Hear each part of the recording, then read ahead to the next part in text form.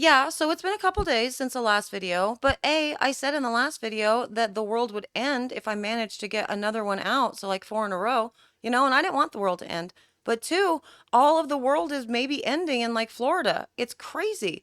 Another hurricane's going, and so I've just been keeping up with the Sudzers and with my friends that are living in that area, and it's been wild. And I've learned a whole lot about natural disasters in the process, like a tornado touchdown as everyone was prepping for Milton for a hurricane.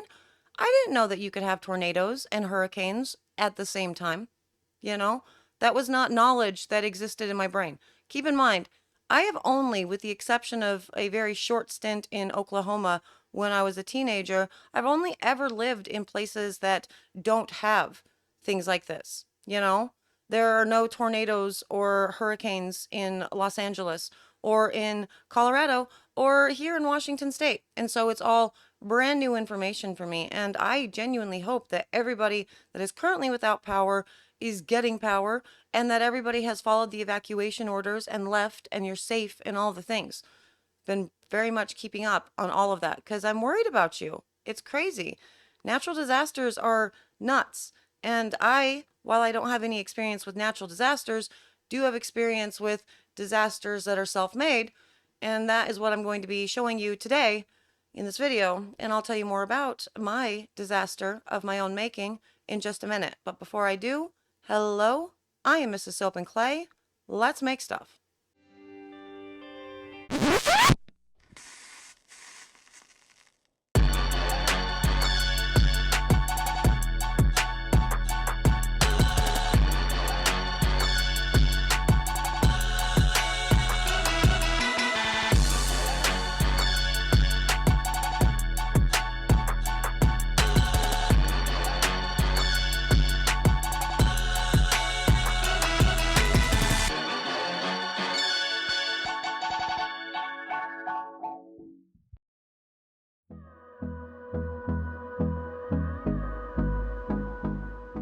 How's it going, Sudzers? Welcome back to the channel. You are at Soap and Clay, where we make all the soapy things, and you are here for, as I said, a disaster of my own creation, and ultimately what I do to fix it.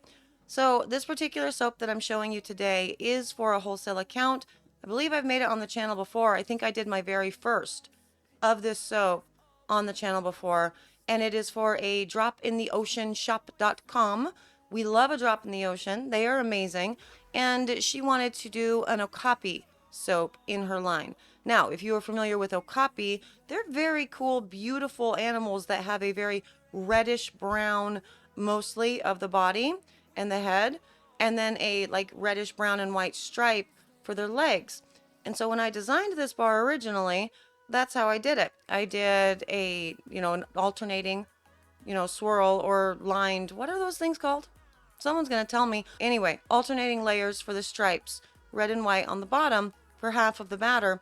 And then on the top, putting in the reddish brown for the top and then kind of sculpting it to maybe look like it's the neck and the head, of an okapi. That was the original design. And when I went to make these soaps, I was, I guess, more concerned and focused on getting the angles right so all of the different molds could be seen for your viewing pleasure than I was on actually what I was doing, because I didn't realize until way too late into the pour that I had reversed it. And so I'd put the brown on the bottom and the brown and white stripe on the top. And I didn't realize that until the pour was basically done. And so that's what we're going to do. We're going to go look at this pour and, you can tell me a guess when you would have realized it. Probably the answer to that is immediately, because you would have pulled up your notes and actually looked at it and known what you were supposed to be doing, and whether or not you think that it's actually fine this way. So let's get to the video, to the footage, and we can talk more about this pour and, as I said, my disasters.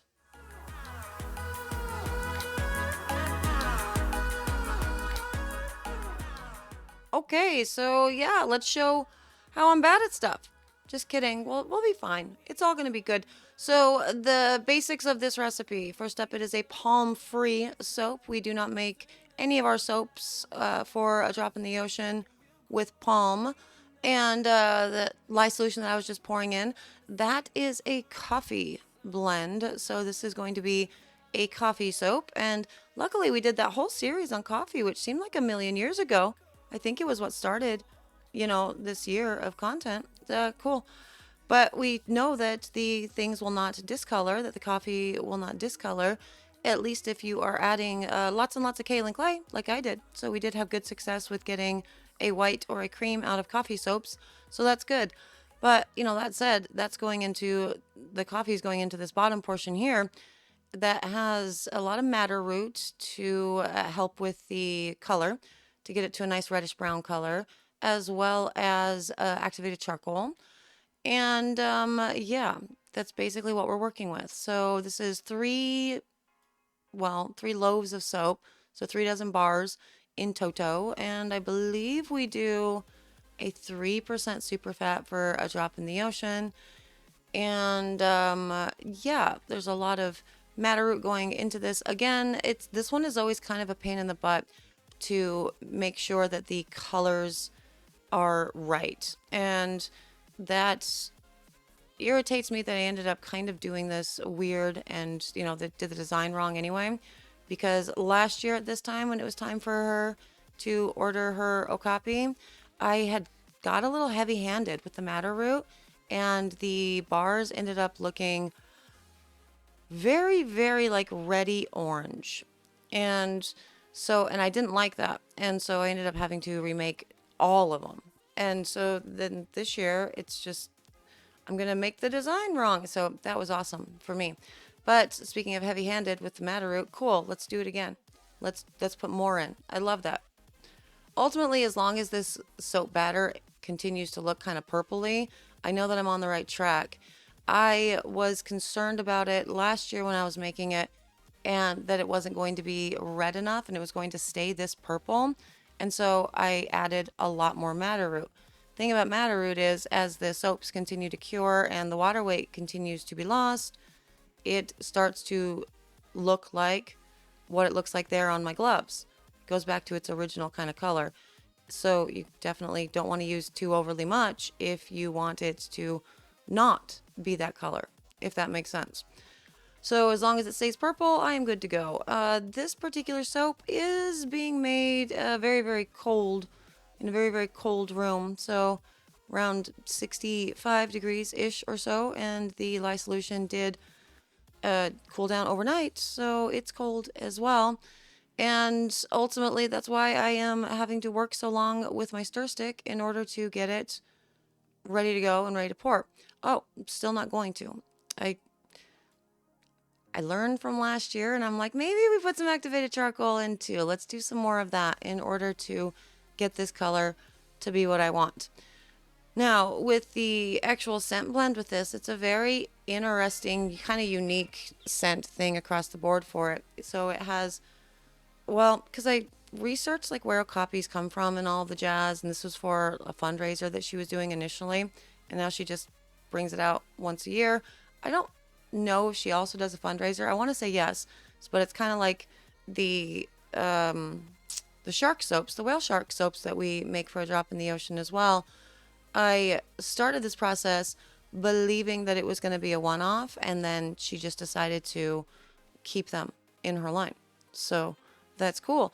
And I did a lot of cool research about okapis and whatnot. And so definitely decided that we needed to have a coffee blend, as well as we have a nice like floral in all of it. And so I really want to make sure that those florals stand out above the coffee, which is not really coffee because we do essential oils for a drop in the ocean. And coffee like extracts, I was never able to get them to actually smell like coffee. Did you guys have any good experience with that, with all of the extracts and infusions that we did? I was unable to do that at all, to have it smell like coffee in any way, shape, or form. And so we have to get kind of creative using some of our other scent blends. And so we have some anise in there. Also, I have some, I don't know, I'd have to go look at my notes. Always look at your notes. And that's the weird thing, because I went and looked at these notes and went, totally, yep, I got it. I'm good, because I had to pull it up so I knew what to do for the essential oil blend. And then I did this, and this is the wrong way. So the brown layer should not be going in first. I should be putting in the actual wall pour with the stripes and everything, and then putting this on top. And so I did not do that. And I don't know, actually, I know for a fact that I am not aware of it at this moment. At this moment, what I am doing is putting everything together so you can see all the things, and, they're going to look great on camera and, whatever. Struggling at it because, wow, that's so chaotic. It, it's me. Hi, I'm the problem. It's me. But anyway, these are all ready to go for the second round of this for the stripes. So let's go check that out.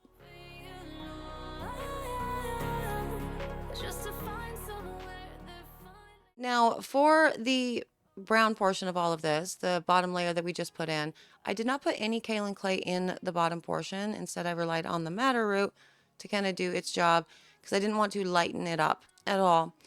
And so the kaolin clay for basically the entire batch ends up going into the top portion, because in this one we do soap nuts along with the coffee blend to make sure that we get a nice big bubble. And I wanted to ensure that we still get white in the stripes because we do a red and white stripe. And that is a very strange zoom in here. What do we? Oh, right, because I want to show you the soap itself and what it's doing while I'm mixing up, and see how it's getting darker in all of this. And you can, I don't know, you get kind of nervous. I know that a lot of people get nervous when they're working with soap nuts or working with their with coffee or anything that's discoloring the batter. They get really nervous as soon as they put it in because it gets super duper dark. And this is not the case. As you can see, just keep trusting the process. Do the thing. And as you continue to mix, and once it actually hits an emulsion, you can see that these lighter streaks that are existing within that become the color. So it'll be fine. You can totally do it. And, if you want it lighter, you can add titanium dioxide and all the jazz at that point if you want as well. We do not use titanium dioxide in any of the drop in the oceans soaps. I don't use titanium dioxide like at all anymore. I just prefer to rely on the kaolin clay, and it is white enough. Now, I spared you the misery of the entirety of fiddling with all of these colors, but did want to show you that at the end, the very end of all of this, I cut about, I don't know, 10, 12 minutes of footage out, continuing to try to get to the color that's in the molds. Here's the thing that I've learned about madder root. It ends up looking the same whether you weigh it out, like measure it out or don't. It weirdly still kind of wants to go back to a reddish brown or an orangey red. And so it ends up looking fine when it's all said and done, but I still obsess about it. Like, if this color is not the exact same purple that is in the mold, which by the by has been sitting there for 25 minutes, and so it's starting to heat up and change color anyway, so that's not a good representation of what my batter should look like, then it's still going to be fine. But I don't see it that way. So here we are with the stripey guys that we're going to do. I did put up all of the soaps onto an angle for all of this to get the effect. And again, for the life of me, I cannot remember what this is called other than just like wall pour with stripes. But it has a name. And I don't think that name is Tiger Stripes. Is it Tiger Stripes? It's not Tiger Stripes. This is insane. I've done this so many times. My brain. I tell you what. But anyway, I'm just going to do these one at a time because I had big ideas of being able to just zip, zip, zip along the 3 molds like I normally do when I'm not filming. And for whatever reason, just everything about this, gremlins in the shop, or I don't know, I had a very difficult time actually showing all 3 and doing all 3 at once with this particular pour. Filming stuff is difficult. And sometimes I like to zoom my camera in a lot so you don't have to see the top of my head or my face as I'm trying to see into the actual mold without, getting my ahead without ruining the shot completely. So sometimes I zoom. But this is still not where I realized that we had a problem. Still not, right here. As I am taking down the mold from the prop, so the towel, in order to lay it flat, I'm still not realizing that I have a problem here, which I find interesting because I've made at least 1,000 of these bars. And so that's weird. Still not yet. Not yet am I actually realizing that this is not at all the way that this pour is supposed to go. But I'm continuing on. I know that it's feeling a little bit wrong at this point, but it's fine. It's good. It's whatever. Let's move on to the others and figure it out. And it wasn't until I started doing this one that I actually realized, oh no, I was supposed to do this first. Because I'm mulling it over in my brain while I move on to the next, to the next mold. I'm like, why is this? Why does it feel weird? Why am I having such a difficult time getting everything into the container? Why is it that have I overshot the batch? Do I have too much soap batter mixed up? Why is it that because I usually sculpt the top and so it's really tall and so it really sticks out of the mold a whole lot and I can't how did I stripe a sculpted top? And then I realized during this, probably right about here, that I had done it upside down. And so that was unfortunate for me, and I figured, hey, whatever, we're already in the thick of it all. So we're going to continue on, and we're going to see if it works to effectively just turn the soaps upside down, and, is it still the same effect? And so I'm just going to push through, knowing that all of these soaps are not the way that they were supposed to be, really.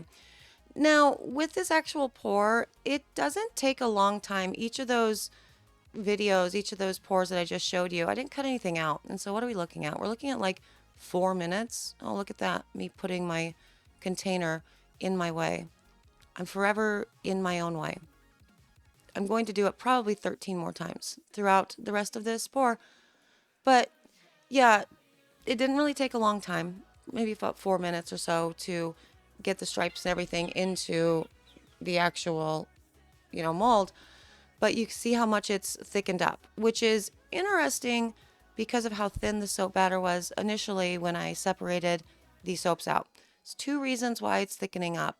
One, I did take a very long time, 10 plus minutes, to get the color right for the reddish brown part. So obviously the white's going to continue thickening up, and so is the red as I'm continuing to play with it. But 2, because of this particular recipe blend, I can't really do any swirls that are too terribly complicated. Any pours that take too terribly long and require a really thin batter throughout the entire process, I'm not going to have good luck with. And so as a result, it ends up that the first couple molds that are done in this here, they have the really thin stripes and then they kind of get thicker as it goes.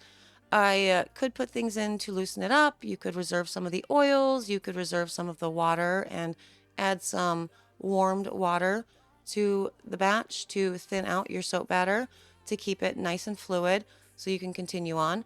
But I don't do that. I don't have time for it, I guess. But for like challenges and stuff, if you're looking at like thin lines and that sort of thing, those sort of challenges, for sure, that's a great trick to do if you're doing a submission for either Project Soapway or the Soap Challenge Club or whatever. It is a great tip to either reserve some of your oils or some of your water and add it back to your batch as you go when you find that you need, it to be thinner, and everything works out really well. And obviously doing the whole make sure that your fragrance, you just put it in exactly when you need it, which is not the case for either of these. I put all of the fragrance in at the same time. Well, the essential oil, the scent, you get it. So anyway, the last one will be thicker for me. For the rest of this pour, I kind of got as much of the soap batter in that I could, and then decided to give it a pretty top on, like actually skewer the tops, thinking twofold. One, if it doesn't work, to just sort of flip them upside down, and that's not going to be an acceptable, look or whatever for the soaps, I could have these in the scratch and dent, right? So for the mystery bars over at soapandclay.com, and I could, get rid of them there. And so I wanted to put a pretty top for that. Or two, that I, well, I don't really know what the two is because maybe I was going to be chopping it off. Or maybe that was the two. Maybe a drop in the ocean decided that they liked it better this way anyway, because the other way was really bulky. I don't know if I have the footage in for what it actually looks like before or what it's supposed to look like. I think I did keep that. And so you guys have a frame of reference between the two in the cut. So I'm really not sure. At any rate, we are going to find out in just a couple seconds. So we're going to C-pop and gel these and move on to the cut, and we can see what the end result ultimately looks like and hopefully what it looks like against what it's supposed to be.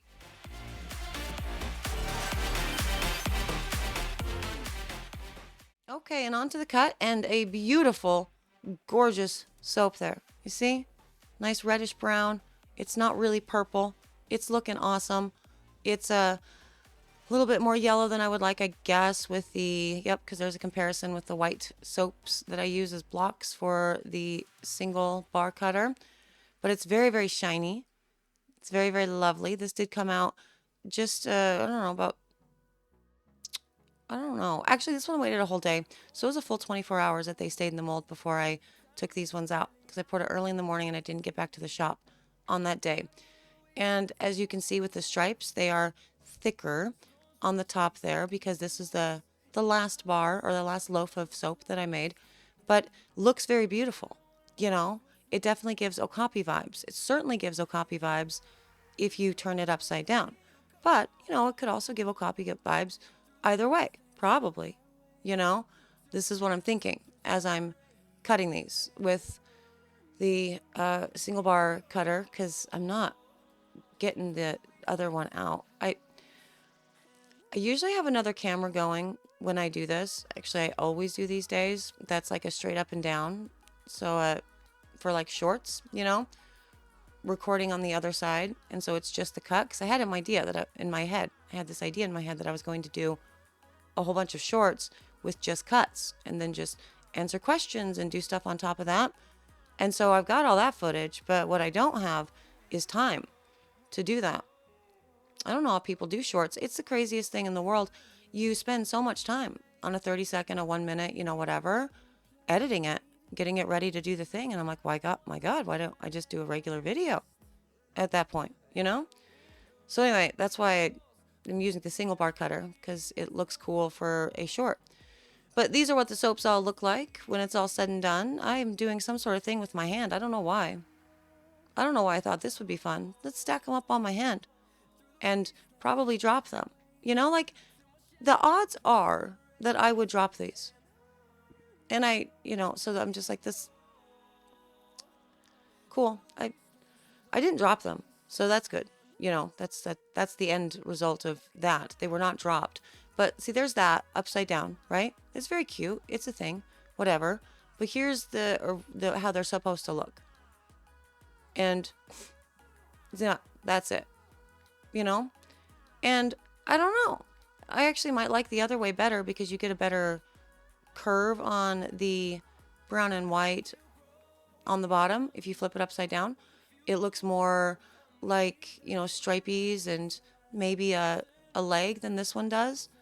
This one almost kind of looks like, I don't know, a rib cage? Maybe a rib cage? I'm not sure. So cool. I'm glad that I put the whole cut in here. That's fun. You guys let me know. Do you like which version would you ultimately like better? For me, having the soaps that have really, well, I love a sculpted top and I'm a sucker for it. I don't like having too many sculpted tops in my line, especially during this time of the year, because I know that I'm going to be gift setting a lot of my soaps. And so I want them to be able to fit into a box nicely. And with sculpted tops, sometimes they actually take up a little bit too much room to one side or the other of the box. So you can't get other soaps in around them. Whereas if they were square, they'd be easier to stack in, like Tetris. And so for me, the sculpted tops, any other time of the year sold as singles, I'm all for. If it's, for a box set, I don't want them. And just sculpted tops, I don't know, generally, they look beautiful, very stunning. But yeah, can be a pain in shipping. So those are kind of my thinking in all of it, or, a cope in all of it. Just trying to tell myself essentially, hey, it's fine. It's fine. You did a good job. And luckily I did. It wasn't a terrible thing for a drop in the ocean. And so I was happy about that. But with all of these, it's, I don't know. It's a very interesting situation that I found myself in. Like, this has become my Moby Dick or whatever, my white whale. It's 2 years in a row. I've kind of done something to make it weird. That's my end piece. That's ugly. For these exact soaps. I don't know that I've ever had so many problems recreating the same soap ever. But yeah. So that's what is going on with all of that. And you've got the two options there. I honestly think the square one or the rectangular one looks cleaner. But obviously, you guys, let me know what you think. Do you like them? Both of them? And there it is, my Okapi soaps. And yeah, all things considered, I think it's absolutely fine to just turn the bar over and sell it that way. It's good for shipping if you're putting it into like a gift set or something. So the top that goes all wonky doo, for the sculpted top, that could make it difficult. So that's awesome. Two, I did try to cut some of the brown to make it sort of look like that. That didn't work. So that was not a good thing. But it all really works out. Just flip the bar upside down, do the little shave, and it all sort of still works anyway. Luckily, I have a wholesale account who is very, very cool and very, very chill when things like this happen. I have that in a drop in the ocean, but in other accounts, obviously I would have had to remake all of those. And that would have been terrible because, then I have all this soap extra. So I guess the lesson to be learned from all of that is definitely pay attention to your design and double check all of your notes that we talked about in the last videos to make sure that you know what you're doing so you don't have a little snafu like I did with, 36 bars of soap out of the, total order.